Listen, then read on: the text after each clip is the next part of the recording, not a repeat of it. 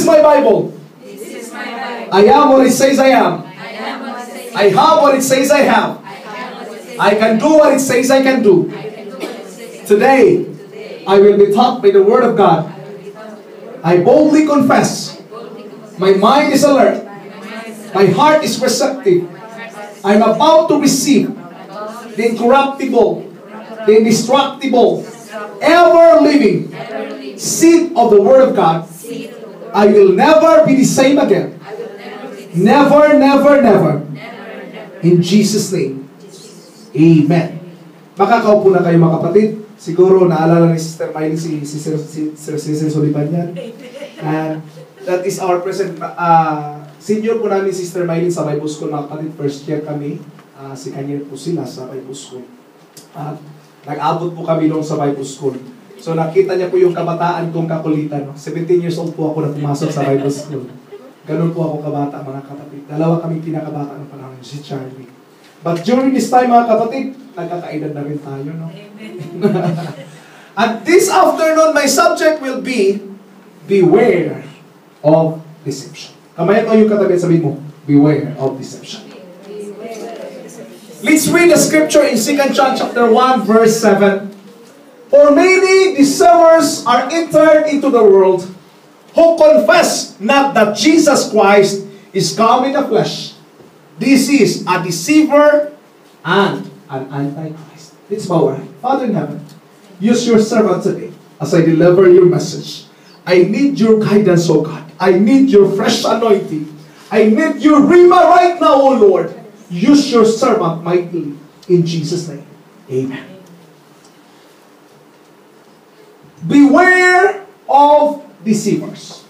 The word beware is a compound word. If you will look at it, be aware. Beware. Which simply says, kailangan mong malaman, kailangan mong mag-ingat. This is a warning, di ba? Beware, dog is in the house. Beware of the dogs. Meron mga sinasabing, beware of the dogs. But today, I want to tell you, beware of the deceiver. Meron mga taong lumilin lang. God, probably, sino ba talaga ang magdi-deceive sa atin? It might be ourselves, yung puso mismo natin.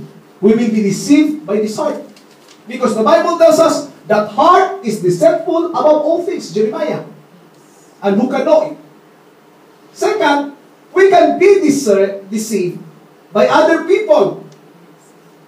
No? Pwede tayong dayain ng ibang tao. Pero, mayroong pangatlo dyan sa listahan ko na sa palagay kung ayaw ko talaga maging best friend. Ang demonyo. Sino bang gusto maging best friend ng demonyo? Of course, we don't want the devil to become our best friend, and he is a deceiver.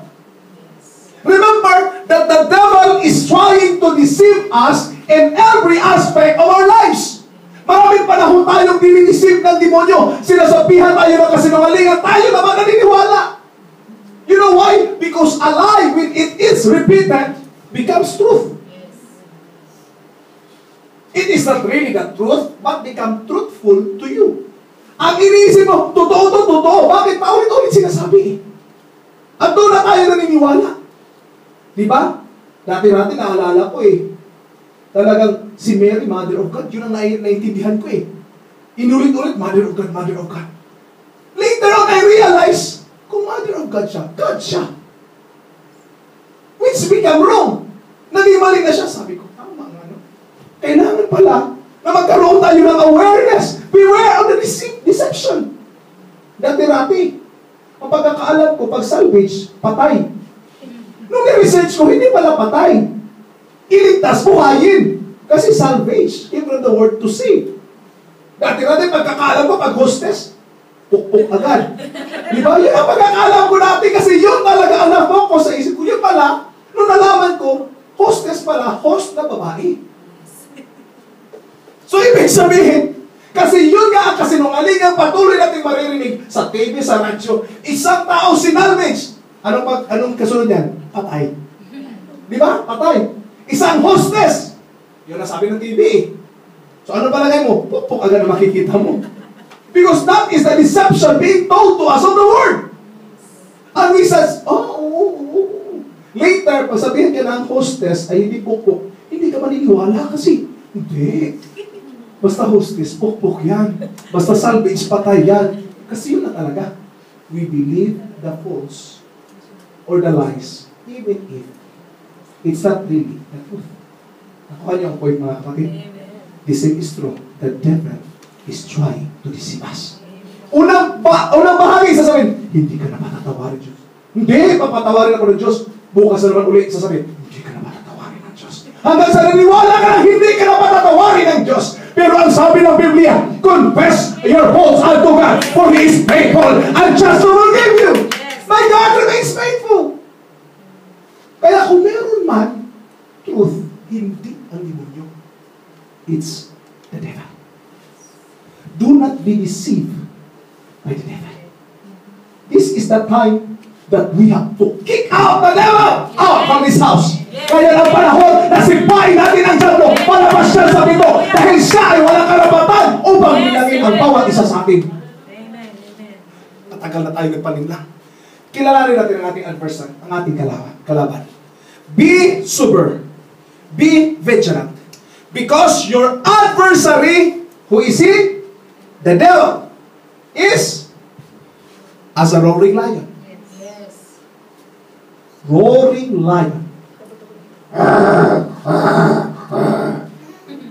Nag-aabang lang yan. Seeking or walking about, seeking whom he may devour. He is just waiting kung sino ang pwede niyang manalapa. Ngayon, kung tayo ay umiiwala o umaalis mula sa flock, did you know that a lamb or a sheep that gone astray will become the victim of the lion? Pag humiwalay na tayo sa paglilingkod, hindi na tayo magsisimba, we become the victim of the roaring lion. Kaya kahit pa may mga panahon na para backslider ang puso natin, simpa pa rin tayo. Kahit may mga panahon na para ayaw natin pumunta sa simbahan, simpa pa rin ako, Lord. Bahala na, Panginoon, because I don't want to be a victim of the devil. Don't be a victim of the devil. Siyempre, pag simpa mo doon, nakita mo yung nakautang sa'yo, hindi ka pa binayaran 5 taon na. Maasar ka talaga, tama ba? Nandiyan pa pala yan. Akala ko umuwi na yan sa Pilipinas. Right? Hindi na nga ako magsimba next week. You will be offended. But remember, the devil is trying to deceive us. He's trying to capture us. Next point. Ephesians chapter 6 verse 12. For we wrestle not against flesh and blood, but against principalities, against powers, against the rulers of darkness of this world. Our enemy is the rulers of darkness. Walang kaliwanagan sa kanya. Ang nasa kanya, kadiliman. Bakit ka matatakot, mga kapatid, sa kaaway natin? Kayong siya naman ay nasa kadaliman, tayo naman ay nasa liwanag, mga kapatid. Kaya wala tayong dapat ikatakot. Oh, yes. Amen. I don't have nothing to be afraid with the devil. Because we are in the truth. We are in the light. And remember, we are not fighting against flesh and blood. Kung kapatid mo, chinichismis ka, kalaban mo, hindi siya. It's the spirit behind. Pastor, siniraan ako. Ano sinabi? Ganito na ako, ganito, ganyan. Huwag kang tumatol. Kasi kalaban hindi siya. It's the spirit behind. Ang sabi ng Biblia, we wrestle not against flesh and blood. We are not wrestling against the physical. It's against principalities, against powers, rulers. Kung halimbawa, Pastor, sinabihan ako ng Muslim na ganito, ganyan daw. Tapos sabi niya, magsusukom ka. Di ba? Nakakarinig na kayo, no? At ako, anting-anting ba yun? Magsusukom ka. Gagawin nila lang daw, wala pa nang magagawa. Spirit of divination yan. Rebuke it in Jesus' name. You don't have power. There's no power in your spoken word. Pag sabi niya, bukas na bukas, tingnan mo, magkakasakit ka. Rebuke it in Jesus' name. There's no power in your word. Because there's power in the name of Jesus. At the name of Jesus, every knee shall bow, every tongue shall confess that Jesus is Lord. The devil is, he's a loser. Tatayo pa lang siya sa ring, talo na siya. But we are more than conquerors. So beware of deception. So what we have to do is we have to know. That's why we call beware. Because we have to know. Ano sabi ng 2 Corinthians chapter 2 verse 11? Lest Satan should get an advantage of us, for we are not ignorant of his devices. If we are ignorant of devices of Satan, magkukuha talaga siya ng advantages sa atin, di ba? Maghahanap siya ng advantages sa atin kung ignorant tayo. Sabi nila, knowledge is very expensive. Yes, of course. Isang seminar. Atin ka lang kay Brian Tracy one time. Siningin sa akin 500 GP. Sabi ko, magpas naman isang sahod ko yan. Tapos upo ko ng 3 oras lang. Tapos na. Sa Hyatt Hotel. Sabi ko, gusto ko sana umatin. Pero 500, expensive ang knowledge. But try ignorance. Ignorance is more expensive, mga kapatid. Bakit? Pag wala kang alam, makukulong ka. Hindi ko naman alam na bawal palang tumawid dito. Buti dito, pwede kang tumawid kahit saan. Punta ka ng Singapore, tawid ka kahit saan, di ba? Kulong ka agad. Right?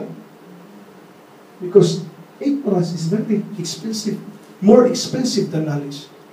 So one of the cardinal rules of military warfare is to know your enemy. Do not be ignorant about our enemy. Huwag tayo maging ignorant. Ay, meron palang ganun, pastor. Yun na. Backslide ka na bago po panalaman. Lalo na tayo, di ba? O hindi na tayo naglilikod. Saka pa natin nalaman yung mga bagay din. Mali na. Kulang tayo sa information. So we have to know the devil. We have to know our enemy right now. Sino ba ang ating kalaban? Number 1 point ko po na gusto sabihin. Satan's primary objectives. Ano ba talaga ang primary objectives niya? What are some primary objectives of Satan? Number 1 is to deceive us concerning the true nature of sin. Para sabihin mo niyo, okay lang yan. Katanggap-tanggap sila nga, ginagawa rin yan. Gawin mo na rin yan. That's how the devil is trying to deceive us. Pangalawa, he caused us to doubt the truth of God's word. Totoo kaya yung sinabi ng Lord. Di ba? Sinabi ng kay Eve. Sabi kasi ng Lord na pag kainin daw namin itong kuwan, mamamatay na. Totoo kaya yan? He challenged the word of God. That is the tactic of the devil. Another, he caused us to feel inferior and inadequate. Lord, hindi na ako magsisimba dyan. Bakit? Matutuwid sila. Mga banal sila. Ako banal na aso lang. Sampung kabayo. And you feel inferior and you no longer attend to the church. Why? Because you found yourself of low self-esteem. It's the tactic of the devil. Another, he tempts us not to trust on the Lord. Saan tayo nagtatrust? Sa ating trabaho. Amo ko naman nagpapasahod eh. But remember this. It's God still ang nagpapasahod sa atin. Dinadaan lang sa amo natin. Amen. Another objective niya is to discourage us concerning our progress in spiritual. Sabi niya, sipa-sipa ka naman, hindi ka naman lumalago. O di kaya i-disappoint kanya through inconsistency of ourselves and others. O tingnan mo yung isa, nung nakaraang linggo, nakita ko, faithful yan, pero nung paglabas, tingnan mo! Sasabihin sa'yo agad, ako, nagpupumilit pagpakabalas siya naman, banal na aso na rin lumabas, kahol na ng kahol.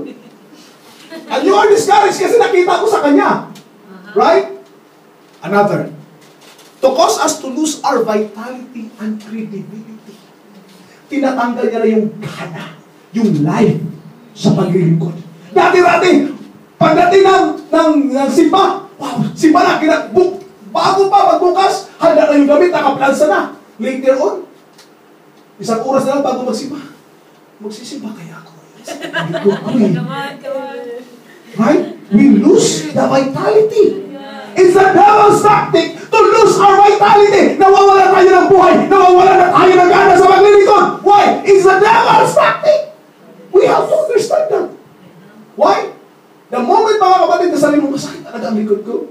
And i-feed up natin sa likod, sa isip natin yan, sa kukuti natin yan. Masakit na nga. Nung umpisa, hindi pa gano'ng masakit yan. But the moment, ang sakit, Tapos, tuloy niyo, tulong na lang ako, hindi na ako magsisimba. Right? We lose the vitality. We lose the credibility. Next. To encourage us to abdicate the Christian life. Ano yung abdicate, mga kapatid? Ang word na abdicate means umalis ka sa trono. Umalis ka mula doon sa responsibility as a Christian. You no longer live the Christian life. Instead, you obey the lifestyle of this world. Naging inconsistent na tayo. Another, to render us ineffective and unfruitful in our service of God. Sabi niya, di ba, unfruitful ka na? Huwag ka na magsimba kasi puputulin ka naman bukas makalawa. Sabihin mo sa Diablo, no, Diablo, ngayon hindi ako nagbunga ng season, pero winter is about to end. Spring is about to come. At darating ang spring, magtatanim uli ako, at naani ako pagdating ang summer. Hindi habang buhay, winter sa buhay ko. Kung sa Pilipinas pa, hindi sa lahat ng panahon, tag-ulan ang buhay ko. Darating ang panahon, may summer din at aani ako. Hindi sa lahat ng panahon, bagyo ang dadaanan ko. Darating ang panahon, hahawin din ang ulap at makikita ko ang liwanag. It's the devil's tactics. Another is to divide us through unnecessary and unresolved conflict. Yung away. Nahirapan tayo mag-confront. And because of that conflict, mahihiya na tayo magsimba. Sabi, panalo ko. Kaya ang gagawin ng Diablo, pag-awayin ko itong dalawa. Mamaya paglabas, sisipain niya yung isa. Sinipa mo ako! Hindi Sinipa mo ako! Mag-sorry ka! Hindi ko naman sinasadya Bakit ako magsusorry? Hanggang sa nag-away ng dalawa, sipa na ang dahilan. Example lang yun And the devil tried to deceive us with that. Huwag ka na magsimba bukas. Yung sumipa sa'yo, magsisimba yun ngayon. Yung isa naman sa'yo, huwag kang magsimba. Yung nakasimba sa'yo, magsisimba yun. Di ba? Nakuha niyo mga kapatid? Amen. Ang dalawa, nagtataka ka. Saan si sister ang si sister? Paglabas na kasi paan yung pastor Silang dalawa na hindi nagsimba. It's the same thing. Sinabi, huwag kang magsimba kasi si sister. Huwag kang magsimba kasi si sister nandoon. Di silang dalawa hindi nagsimba. Silang dalawa talo. Right? At ang panalo ay ang Diablo. That's the purpose. That's the objective of the devil. Remember this. Meron siyang iba't ibang weapon. Daming weapon. Anong weapon niya? Fear. False accusation. Condemnation. Takot. False accusation. Condemnation. Huwag ka na magsimba. That is part of his weapon. Doubt and misinformation. Maglulula ka ng salita ng Panginoon. Anger and hostility. Magkalitin ka na. Si pastor, pinapangaral palagi tithes. Pinatamaan ako. Hindi na ako magsisimba. Worry! Hindi na ako magsisimba kasi wala akong pera. Di ba? Worry ka na. Guilt! And whose guilt? Remember this. Guilt causes us to separate from God. But confession will bring us closer to Him. Pag nagkasala tayo, dapat i-consider natin, ano ba itong nararamdaman ko? Is it guiltiness or conviction? Kasi kung conviction yan, lalo tayong lalapit sa Panginoon at magsabi, Lord, patawarin mo ako, Panginoon! Pero pag guilt yan, hindi na ako magsisimba kasi nahihiya na ako sa Panginoon. Right? Dalawa yan. We have to be careful. Pag guilt ang binigay, hindi mula sa Diyos yan. Mula sa lingkod yan. Next. Satan's weapon. 10 ito. Tempts and blinds by deception, lies, kasinungalingan. Discouragement and disappointment. Tama ba? Nadi-discourage tayo minsan. Ano nangyari? Bakit di ka na nagsimba? Yung husband ko hindi na tumawag 1 buwan. Ayun na. Na-discourage ka na, hindi ka na nagsimba. Deep depression. It's a tactic of the devil. You are depressed so much that you can no longer raise your heads and praise His name. Sa sobrang depressed na hindi mo na kaya itaas ang kamay mo, hindi mo na kaya magpuri, bakit? Depressed na depressed. It's the devil's tactic. It's the devil's weapon against us. Division and conflict, binanggit ko na kanina. Ignorance and misconception. Now, ano ang favorito niyang weapon? Binanggit ko yung 10. Alam niyo ano ang favorito niyang weapon? Deception and lies. Deception and lies. Si Eva, dinisip niya. Si Jesus Christ, sinubukan niya, hindi siya nanalo. He deceived Jesus Christ. Di ba Diyos ka? See? It's a deception. He will reveal one truth, half truth, in order for Him to reveal His lies. A half truth is a whole lie. Kalahating kasinungalingan, kalahating katotohanan ay buong kasinungalingan. So, sasabihin ng Diablo, di ba? Di ba sinabi ng salita ng Panginoon? The favorite thought of the devil, or the favorite weapon of the devil, lies and deception. Sabihin mo yung katabi mo, sabihin mo, paborito ng Diablo ay lies and deception. Kaya mag-ingat ka. Paalalahanan natin ang bawat isa. Bakit? Para nga malisip tayo ng Diablo. Sinabi ng Biblia, you belong to your father. Sinabi ni Jesus Christ doon sa mga tao na hindi niniwala sa Diyos. The devil, and you want to carry out your father's desire. He was a murderer from the very beginning. The devil is a murderer. His goal, ultimate goal, is to kill us. Not holding to the truth. See? He's not holding to the truth. Anong meron siya? Kasinungalingan. For there is no truth in him. Walang katotohanan sa kanya. When he lies, he speaks his native language. Nag-iilocano siya. Papanan nyo nga iba, Jake Banger. Di ba? Yun yung dialect niya. Hindi Ilocano ha. I mean, kasinungalingan. Kasinungalingan ang kanyang dialect. Pag magbukas siya ng bibig, huwag ka nang mag-expect na katotohanan niya. Because he was called the father of lies. Grabe no? Meron palang father of lies. Pag liar ako, ang father ko, Satan. Because he's the father of lies. And he is using his lies to deceive us. You don't know, that's why you have to know. Do you know what you don't know? Alam mo ba yung hindi mo alam? Ay, simple! No! You don't know what you don't know. Hindi mo alam yung hindi mo alam. Kaya hindi mo alam eh. Nakakalito, no? Dalawa lang ang pamamaraan bakit hindi tayo nakakaalam. Una is being ignorant. No? Naging ignorante tayo, hindi na tayo nagbabasa, hindi tayo nag-aaral sa salita ng Panginoon, hindi tayo nakikinig sa preacher, o hindi tayo nagtitake note o ano ba. Pangalawa is being deceived. Nagtitake note ka nga, pero nagtuturo naman, deceiver naman, so nakuha mo deception. So you don't know the truth. You don't know si Eve. Hindi niya alam na dineceive na siya. Ang deception ng devil. Huwag kang mag-isip, Pastor, malalaman ko naman pag i-deceive ako ng devil. Bakit ka pa i-deceive? Alam mo na. Because deception is for those who don't know. You are deceived because you don't know. But if you know, you won't be deceived. Yun ang totoo mga kapatid. Sabi nila, Pastor, yan eh. Na-deceive yan eh. Alam niya naman na-deceive siya eh. Hindi niya alam yan. Kasi kung alam niya, hindi siya ma-deceive. Okay? Clear ba yan? Now, anong gagawin ko, Pastor, kung hindi ko alam?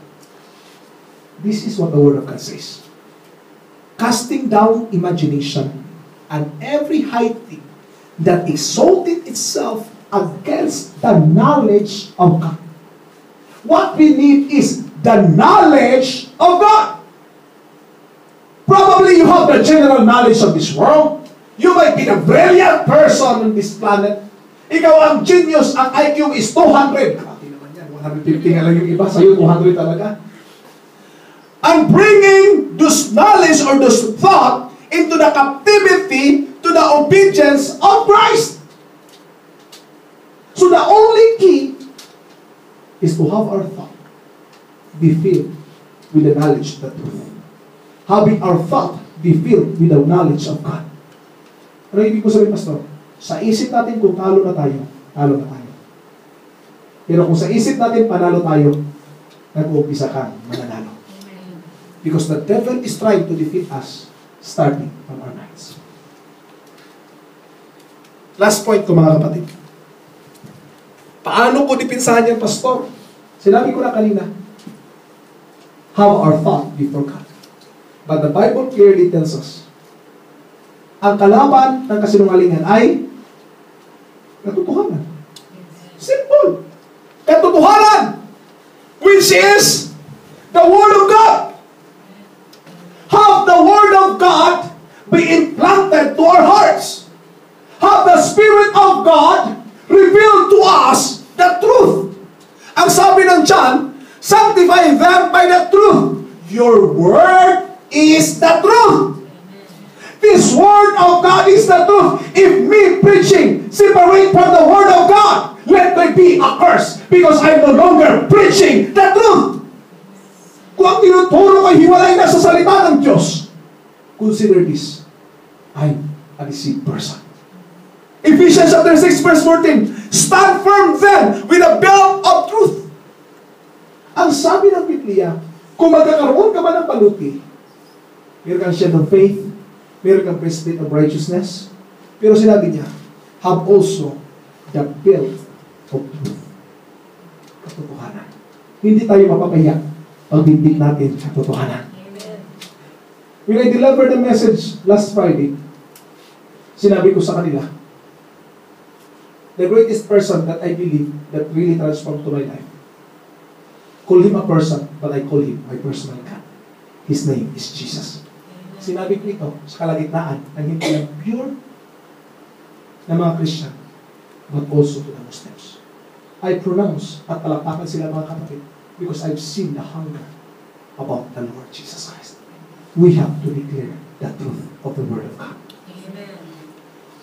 Stand firm. Buckle around your waist the belt of truth.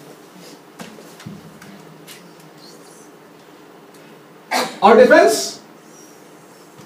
Believe God wants you to know. He wants His people to be free. Ang gusto ng Diyos, hindi tayo mag-ignorante. Tama ba? Amen. Ma-ignorante ba? Sinasabi namin madalas sa mga estudyante namin, walang taong bubo. It's just a careful and a careless student. Because everything can be taught and everything can be learned. Sabi ng mga magulang, Pastor, bakit yung tinanggap yan, Pastor? Yan yung pinakabubo doon sa kabilang klase. Walang bubo, walang matalino. Dalhin nyo yan dito. And after 1 month, sinabi nila, after 1 month, pinapasok ulit. Ang galing-galing, ang talino pala. Sabi nila, walang batang matalino, walang batang bubo. It's just a matter of being careless and careful. Because if the teacher really taught well, the child will learn. And even every child is special. Kahit sabihin mo pa itong bata, ito bubo talaga ito, so hindi ako maniniwala, walang giftedness niya. May genius niya. Si Albert Einstein, kinik out ngayon sa eskwelahan kasi bubo sa math. Sabi ng teacher, sino si Albert Einstein? Bubo na sa math yun. Diba? Si Henry Ford, hindi na pumasok kasi nasa sa teacher niya. Sino si Henry Ford? When you look at this, God wants us to know. And we have to be careful and not to be careless. Kasi kung hindi tayo mag-ingat, tatalunin tayo ng demonyo.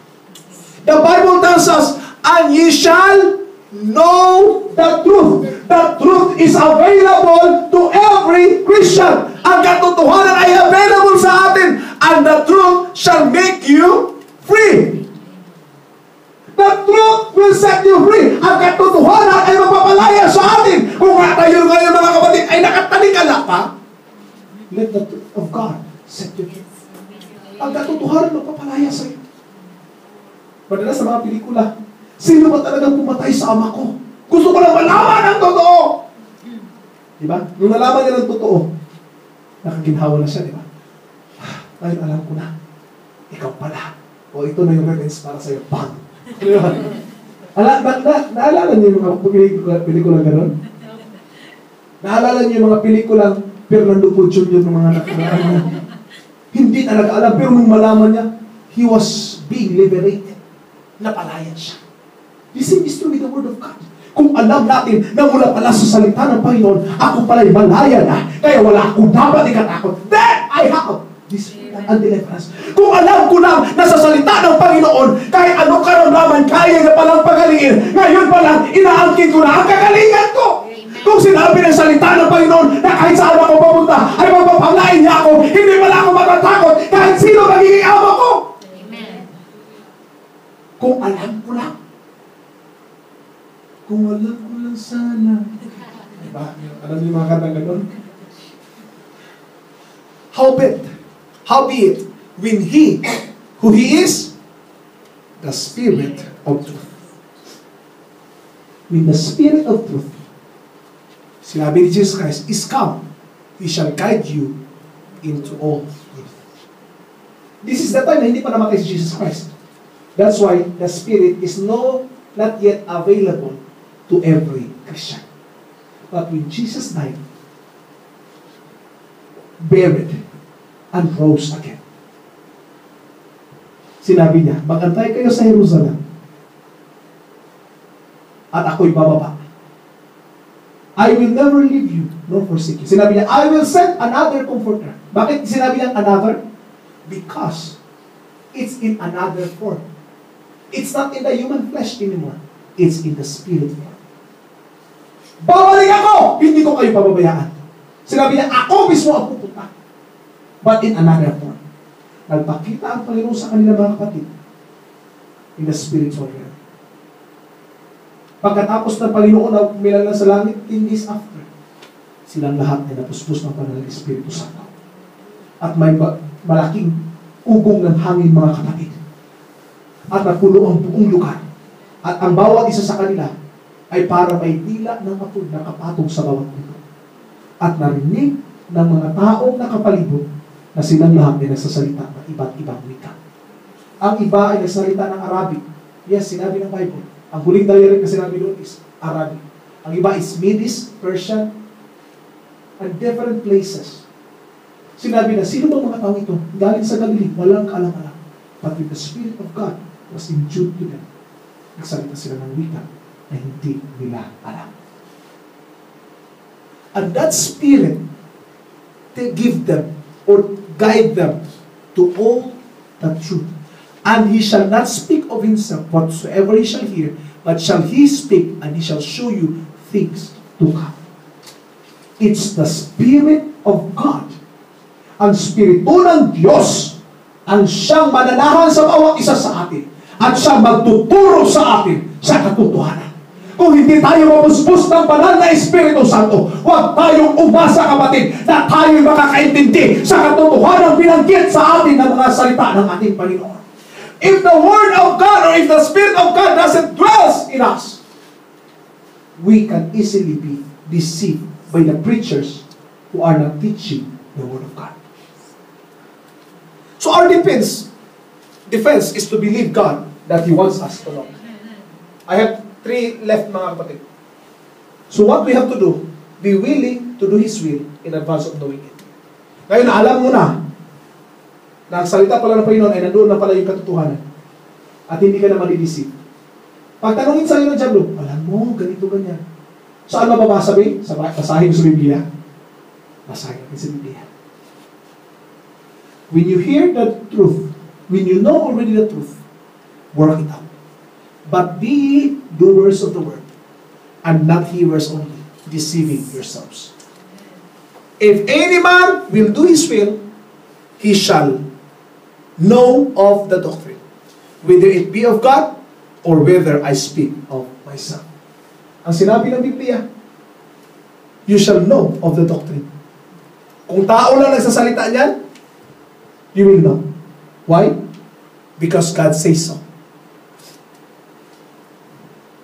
Third, believe the Bible is the inspired Word of God and our final authority. The Word of God. Maraming deception ng devil. Hindi ko alam kung anong deception niya sa'yo. Maraming deception ng demonyo sa atin is, huwag ka na magsimba dyan.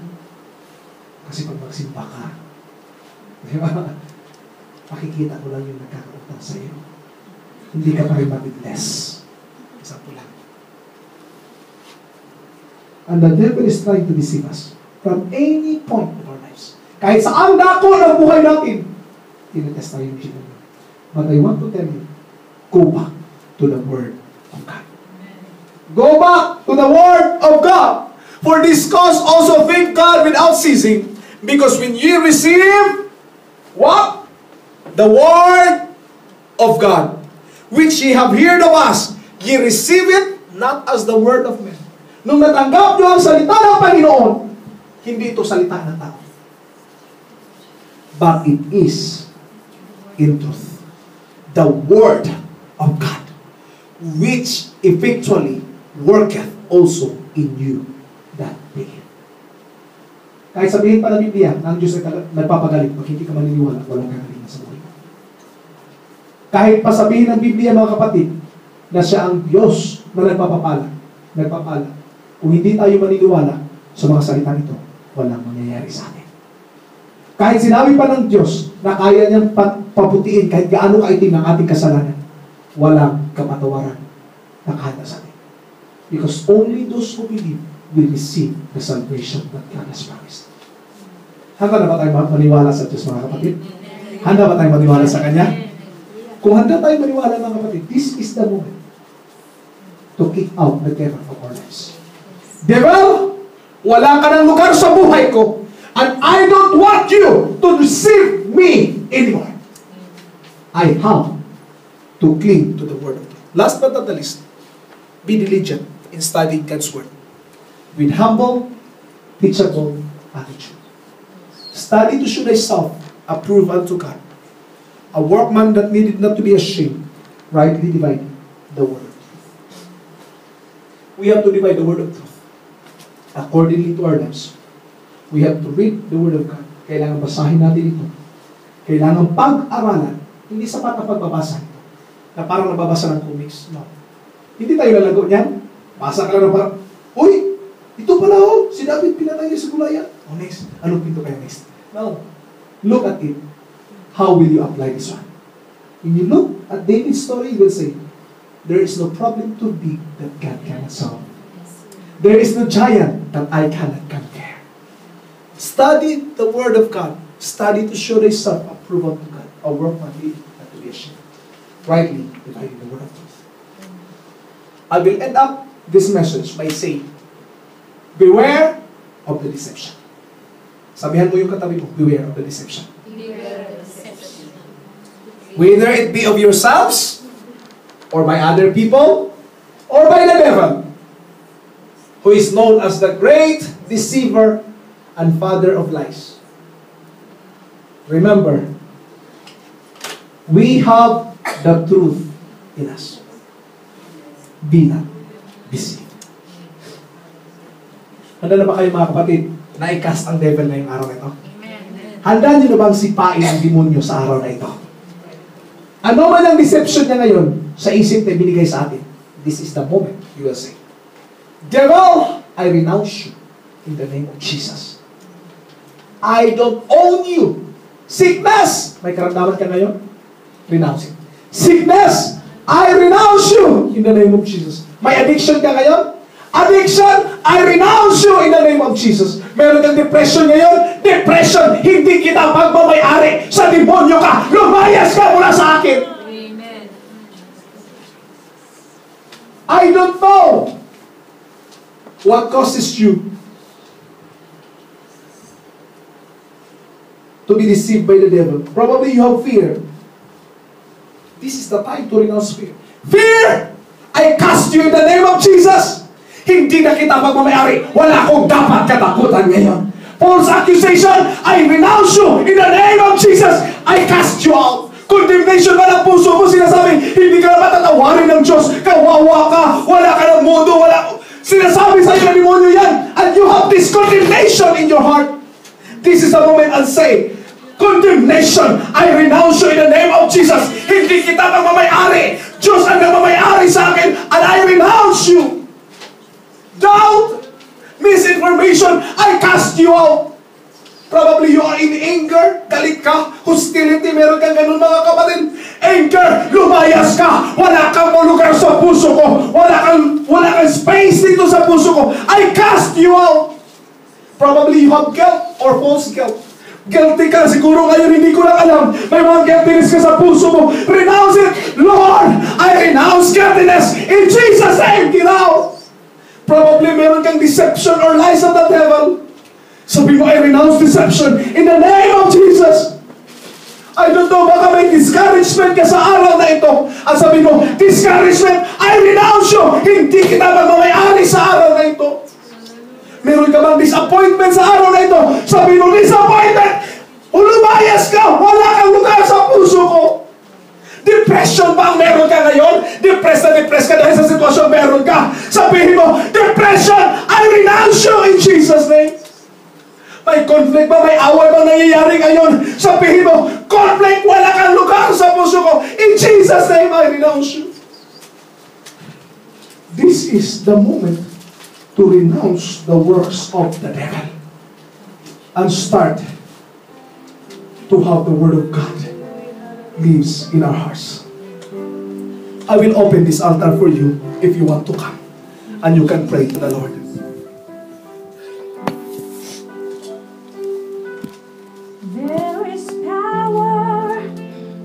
Just beware of the deception.